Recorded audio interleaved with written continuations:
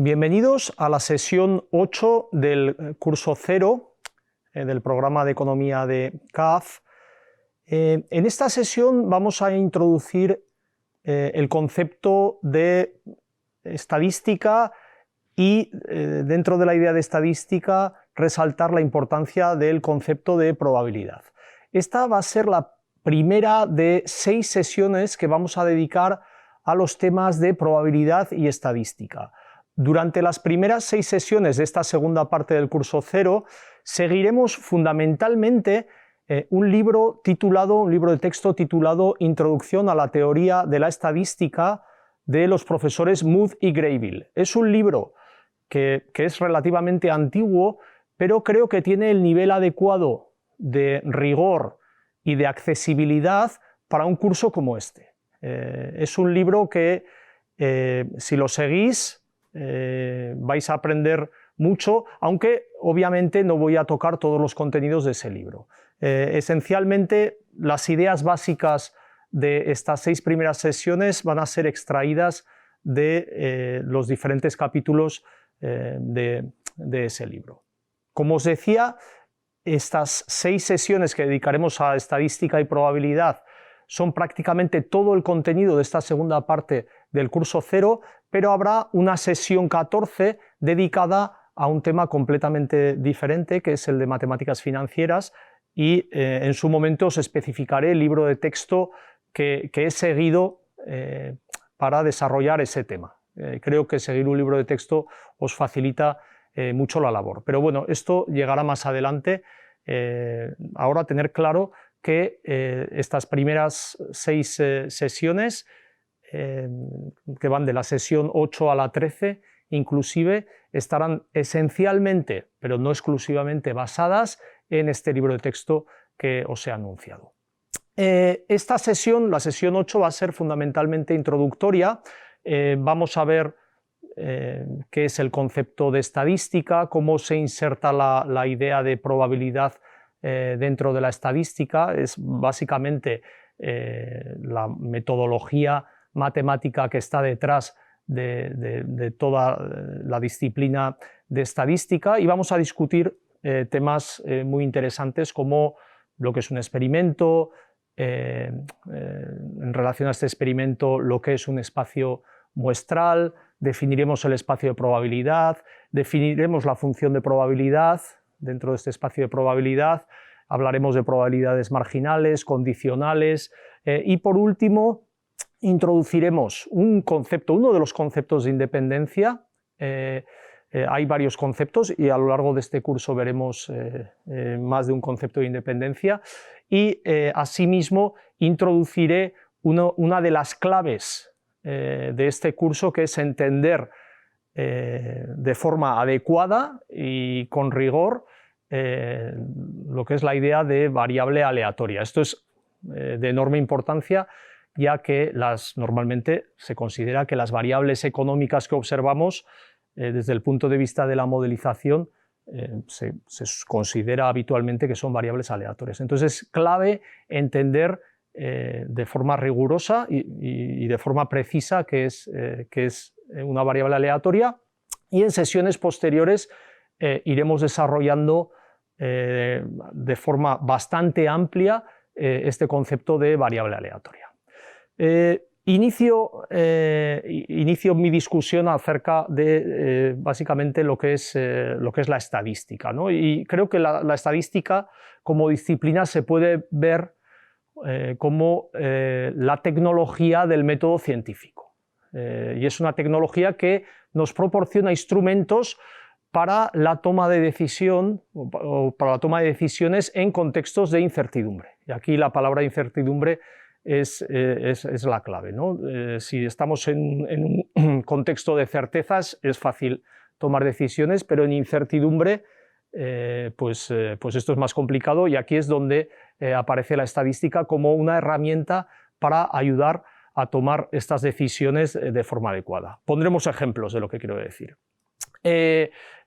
Obviamente la estadística tiene aplicación en muchos campos, no solo en economía, aunque en realidad a nosotros nos interesa fundamentalmente las aplicaciones en este campo. Y la estadística, bueno, hay varias clasificaciones de estadística. Os voy a presentar alguna de ellas. La primera es la que hace referencia a la división entre estadística descriptiva, que básicamente trata de un resumen de datos y descripción de datos. Con toda seguridad esto es algo que haréis a lo largo del programa. Y la estadística inferencial. La estadística inferencial no es una simple recogida de datos y una condensación de información en torno a esos datos, sino que es el uso de estos datos para tomar decisiones en un contexto de incertidumbre. Existen dos tipos de incertidumbre asociada a esta toma de decisiones, y ahora os lo voy a ejemplificar. Una es la incertidumbre que es debida a la aleatoriedad de un proceso de extracción de datos, y el segundo tipo de incertidumbre es el que se debe debido a nuestra ignorancia sobre el verdadero estado del sistema. Este es un ejemplo muy sencillo. Suponer que una empresa A vende semillas en paquetes de 25 semillas, ¿no? Y un almacén de venta al por menor compra estos paquetes a esta empresa para ponerlos posteriormente a la venta. El almacén de venta al por menor garantiza a sus clientes que de cada paquete al menos germinarán 22 de estas 25 semillas. Y en este caso el almacenista se está enfrentando a dos tipos de incertidumbre.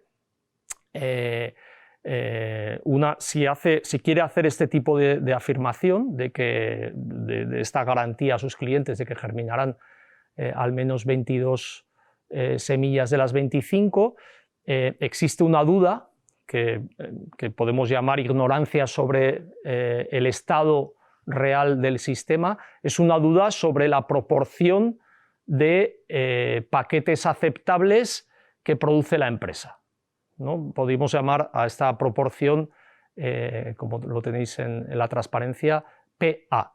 Esto en principio no sabemos cuánto es, pero bueno, podremos de esta forma la información sobre este dato, sobre PA, nos produce incertidumbre. No sabemos cuál es la proporción real de paquetes que son aceptables. Y paquete aceptable es aquel en el que germinan más de 22 semillas. Pero el hecho es que hay otro tipo de incertidumbre, y esta incertidumbre está ligada a la aleatoriedad de la extracción de datos, y esto se debe a lo siguiente: incluso si supiésemos que PA toma un valor determinado, vamos a decir que, por ejemplo, que el 90% de los paquetes de la empresa son aceptables, bueno, eso no quiere decir que el 90% de los paquetes que yo vendo a mis clientes son aceptables, ¿no? Porque este almacén de venta al por menor compra una cantidad limitada de paquetes a la empresa, y podría darse el caso en el que justo en ese subconjunto de paquetes que compra el almacén de venta al por menor, pues la proporción de aceptables fuera diferente a la proporción real de paquetes aceptables en la empresa. Determinar PA con certeza pues es imposible, pero quizás, y de esto trata la estadística, se pueda aproximar el valor de, vamos a llamarle parámetro, porque usaremos esta terminología posteriormente. Se puede inferir el valor de esta proporción PA mediante la experimentación, y esto puede ser muy útil para la toma de decisiones. Podremos poner otros ejemplos. Por ejemplo, podría haber una compañía B que también produce paquetes de semillas de 25 unidades, y en el caso de la compañía B, pues también en su caso habría una proporción que vamos a llamar en este caso PB, que sería la proporción de paquetes aceptables, ¿no? Y bueno, podríamos comparar PA con PB. Obviamente, si la proporción de paquetes aceptables fuera mayor para la empresa A, que para la empresa B. Si PA es mayor que PB, pues en ese caso compraríamos a la empresa A, y si se diera lo contrario, compraríamos a la empresa B. Así que conocer o aproximar este estado de la naturaleza, que en este caso es la proporción de paquetes aceptables de una empresa y de otra, pues es realmente útil, porque puede implicar una toma de decisiones sobre, directamente, si somos un almacén de venta al por menor, pues a qué empresa comprar las semillas. Hay otra división del campo de la estadística que ya es una división de otras características, en el que la estadística se puede dividir como teoría estadística y estadística aplicada, ¿no? Desde el punto de vista teórico, la estadística se puede ver como una rama de la matemática aplicada, y la herramienta teórica que sustenta esta estadística teórica, pues es la teoría de la probabilidad. Y dedicaremos a esto pues una parte bastante sustancial de estas, no solo de la sesión actual, sino de las próximas 6 sesiones. Básicamente esta rama se dedica a producir instrumentos útiles para los investigadores, se basa en la construcción de modelos, en el análisis de modelos usando técnicas matemáticas más o menos sofisticadas, y bueno, a lo largo de estas sesiones pues haremos un desarrollo introductorio pero relativamente formal de lo que es la teoría de la estadística. Por otra parte, tenemos la estadística aplicada o la estadística práctica, que es básicamente se centra en cómo usar estos instrumentos teóricos en la práctica. Cada vez, y esto es bastante reseñable, cada vez los estadísticos teóricos van desarrollando instrumentos más y más complejos, por lo que incluso si pensáis que la teoría no es demasiado importante, para ser un buen estadístico práctico o para ser un buen económetra aplicado, porque la econometría tiene una base de probabilidad y de estadística muy considerable, tenéis que saber algo de teoría, porque si no, no vais a ser capaces de elegir los instrumentos más adecuados al problema que queréis considerar. Diría que el correcto uso de los instrumentos estadísticos se basa necesariamente en que tengáis un conocimiento adecuado de teoría de la probabilidad y de teoría estadística, aunque sea introductorio como el de este curso, pero eso es realmente esencial, porque si no, no vais a ser capaces de discriminar entre la amplia oferta de posibilidades de instrumentos teóricos que tendréis a vuestra disposición. El estadístico aplicado y el económetra aplicado riguroso y que hace un trabajo serio debe tener formación teórica, y esa formación teórica es la que le lleva a una elección correcta de los instrumentos más adecuados en cada situación. En las próximas sesiones hablaremos de bastantes instrumentos estadísticos, clarificaremos condiciones en las que hay que usar unas determinadas técnicas estadísticas u otras, y especialmente hablaremos bastante de lo que es la teoría de la probabilidad, ¿no? Y de los modelos matemáticos y de la construcción matemática, mejor dicho, que está detrás de la teoría de la probabilidad. Porque una vez que entendáis la construcción matemática que está detrás de la teoría de la probabilidad, entenderéis cómo se modela la incertidumbre.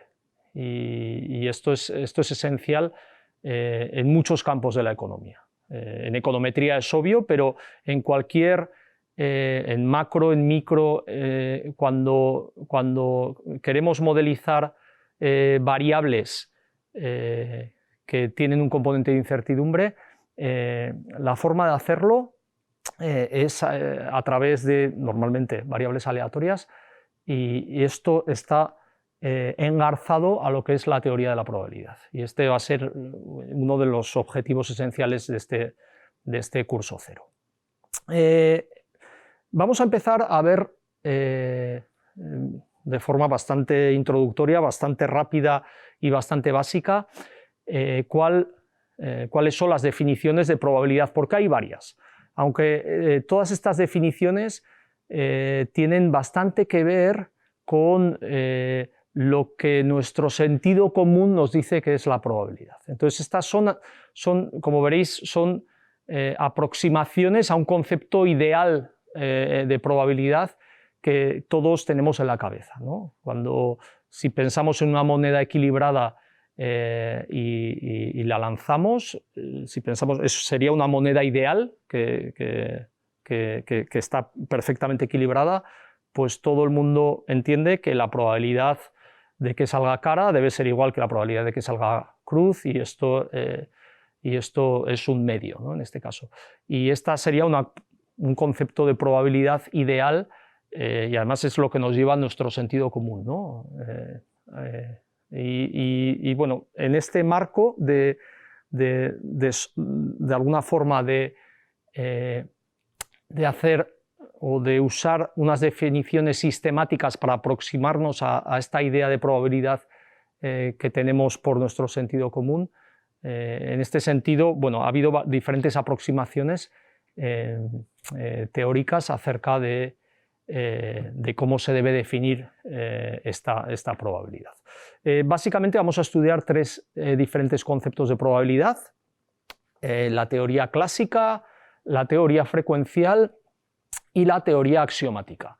Me voy a centrar fundamentalmente en las dos primeras definiciones, la clásica o probabilidad a priori y también la probabilidad frecuencial, pero posteriormente dedicaremos, bueno, no solo la sesión de hoy, sino varias sesiones a hablar de la probabilidad desde un punto de vista axiomático.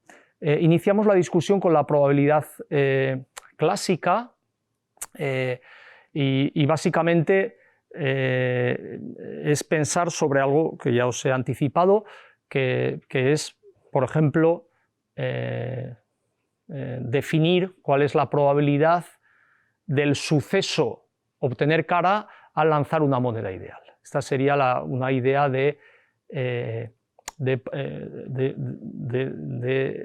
objetivo de definición, ¿no? Eso es lo que queremos definir.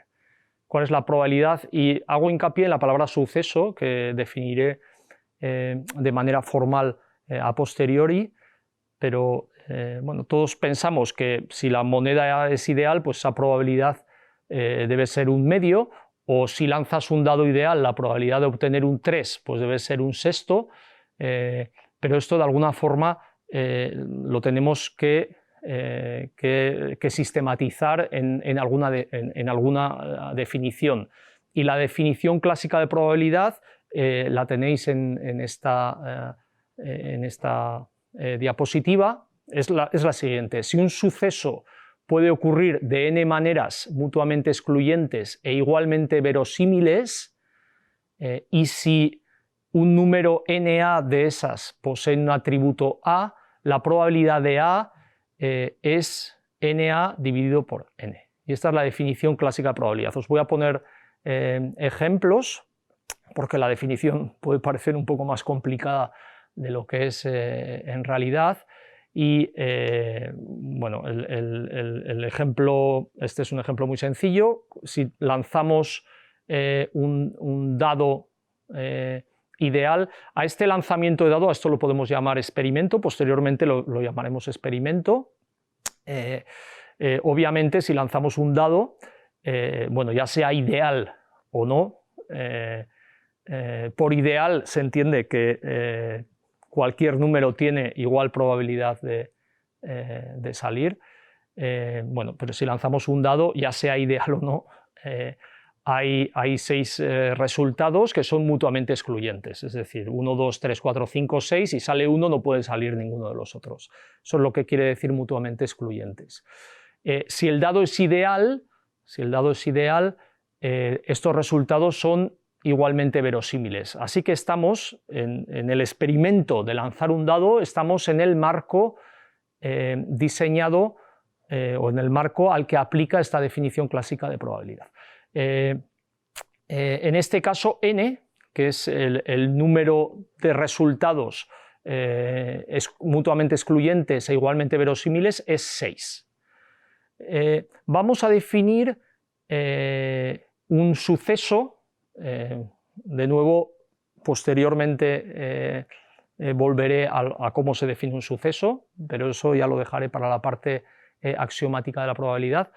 Vamos a definir como un posible suceso obtener un número par y queremos analizar cuál es la probabilidad de obtener un número par. Entonces, si aplicamos la definición clásica de probabilidad, esto es bastante sencillo porque lo único que tenemos que contar es el número de resultados que tienen el atributo de ser par. En este caso sería 2, 4, 6. Es decir, ese NA, si el suceso obtener un número par lo llamamos suceso A, ese NA al que se refería la definición es igual a 3.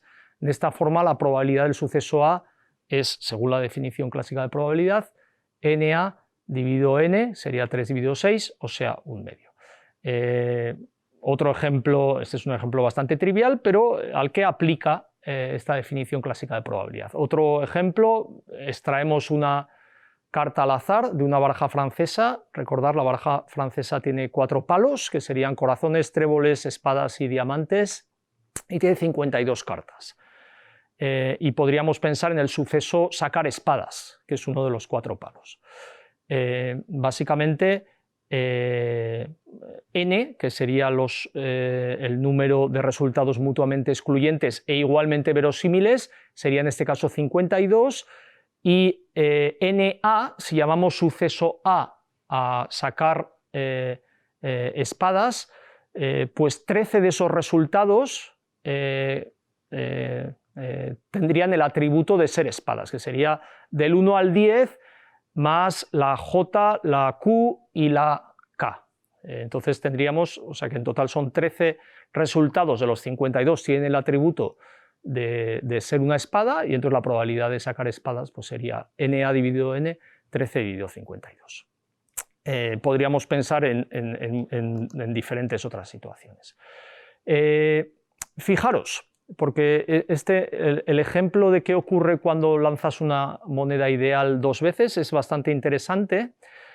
Esto sería otro experimento, que es lanzar una moneda ideal 2 veces, y queremos calcular la probabilidad de un suceso que es obtener 2 caras. Obviamente, los resultados posibles son sacar 2 caras, sacar 2 cruces o sacar una cara y una cruz. Entonces podríamos, si no pensamos mucho sobre el problema, podríamos pensar, bueno, hay 3 resultados posibles, que es 2 caras, 2 cruces, una cara y una cruz, entonces la probabilidad de sacar 2 caras sería 1 entre 3, porque hay 3 resultados posibles. Bueno, aquí tenemos un problema, porque estos 3 resultados, 2 caras, 2 cruces y cara y cruz, no son igualmente probables. Es decir, si analizamos con un poco más de detenimiento este ejemplo, los resultados de este experimento, que es lanzar una moneda 2 veces, es cara, cara, cara, cruz, cruz, cara, cruz, cruz. Es decir, en realidad habría 4 resultados, y no 3, 4 resultados posibles, que en este caso sí que serían mutuamente excluyentes y equiprobables. Todos tendrían la misma probabilidad. De esta forma, la probabilidad correcta de obtener 2 caras, bueno, solo hay un resultado que tiene este atributo de sacar 2 caras, que es precisamente sacarlas, y en este caso sería 1 dividido 4, que es el número de resultados posibles. O sea que incluso aplicando esta definición clásica de la probabilidad que aplica en este marco, tenéis que tener cuidado de analizar con detalle y con precisión cuál es el número de resultados posibles de un experimento. si ponemos en relación al ejemplo de sacar una carta de la baraja, si pretendemos, por ejemplo, calcular la probabilidad de que la carta sea un as o una espada, también debemos analizar el problema con cierta cautela, porque hay 4 ases y 13 espadas, eso lo sabemos. Entonces podríamos pensar que el número de resultados que tienen el atributo de ser un as o una espada es 17, ¿no? Y podríamos pensar que la probabilidad de sacar un as o una espada es 17 dividido 52, y esto es incorrecto, y la razón es que en este caso no es excluyente as o espada, podría ser el as de espadas, ¿no? Entonces, verdaderamente, si analizamos bien cuáles son los resultados y analizamos bien cuál es el número de resultados que son o un as o una espada, no son 17, sino que son 16, por lo que la probabilidad de sacar o un as o una espada es 16 dividido por 52. Tenemos ciertas certezas con la definición clásica. La probabilidad definida según esta visión clásica, esta visión a priori, es siempre un número entre 0 y 1. El cálculo de las probabilidades básicamente se realiza mediante un razonamiento deductivo, es decir, en realidad no necesitamos lanzar la moneda, pensamos en una moneda ideal y es un ejercicio mental. La moneda ideal es un objeto ideal que posiblemente no exista en la práctica, pero esto es bastante común en cualquier rama de las matemáticas. Por ejemplo, en la geometría, cuando pensamos en un triángulo equilátero, por ejemplo, pues esto también es un objeto ideal. Pero es interesante saber que la definición clásica de probabilidad pues tiene limitaciones. Hay situaciones en las que nos puede interesar hacer cálculos de probabilidades, pero la definición clásica no aplica. Por ejemplo, si el total de resultados es infinito, si ese n es infinito, pues no podemos aplicar directamente esta definición, ¿no? Pero podríamos estar interesados, aquí tenéis un ejemplo, ¿no? Que es, podríamos estar interesados en hacer o calcular cuál es la probabilidad de que un número natural extraído al azar sea par, ¿no? Tenemos números naturales, 1, 2, 3, 4, 5, 6, sin límite, es un conjunto infinito, numerable, de elementos, y podríamos estar interesados en cuál es la probabilidad de sacar un par, si sacamos al azar cualquier número natural.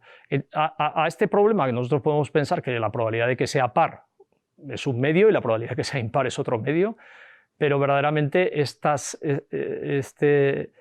probabilidad no se puede deducir de la definición clásica, simplemente porque tenemos un número infinito de posibles resultados.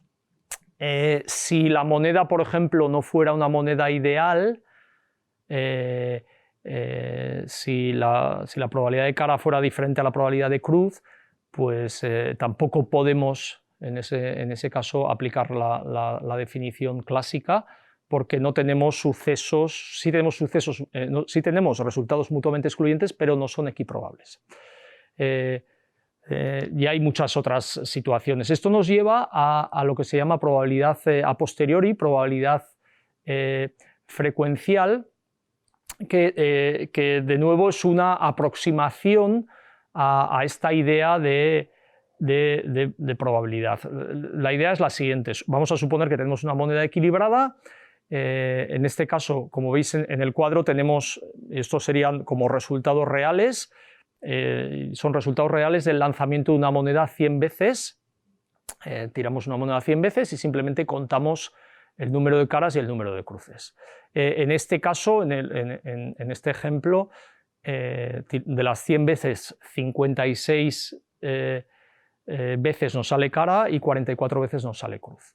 Entonces podríamos pensar que, bueno, que la frecuencia relativa observada de caras, la proporción de caras que observamos, pues en este caso sería 0,56 y la frecuencia relativa observada de cruces o proporción de cruces que observamos es 0,44.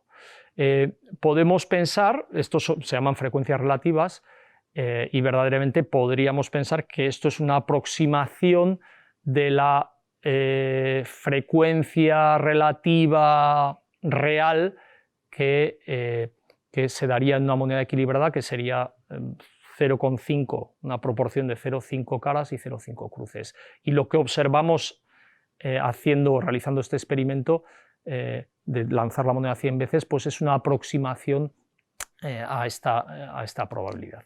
Esto de alguna forma nos define este concepto de probabilidad desde el punto de vista, frecuencial. Aquí tenéis en este cuadro pues un poco es el mismo concepto, pero en base al lanzamiento de dado 100 veces. La frecuencia relativa que esperaríamos para cada uno de los números 1, 2, 3, 4, 5, 6, si el dado es equilibrado, pues sería un sexto, que sería 0,16. Bueno, y aquí tenéis la frecuencia relativa observada en base a este experimento. Obviamente, si hacemos nosotros el experimento de lanzar el dado 300 veces, estas frecuencias van a variar, van a ser distintas, pero se van a aproximar bastante a lo que tenéis aquí. Entonces, de nuevo, esto es como estas frecuencias relativas observadas son como una aproximación a la probabilidad de obtener un 1, obtener un 2, etc. Entonces, básicamente, ¿cuál sería la idea de esta probabilidad frecuencial? Bueno, podemos pensar que lo que observamos, que lo que estamos observando, pues es una aproximación a la realidad, ¿no? Que la realidad sería la probabilidad de obtener una cara. Entonces, la proporción de caras que obtenemos pues sería una aproximación a eso, y de alguna forma, si hiciéramos un experimento con muchas más tiradas, pues nos iríamos acercando más y más a esta idea de probabilidad ideal, que en este caso sería un medio.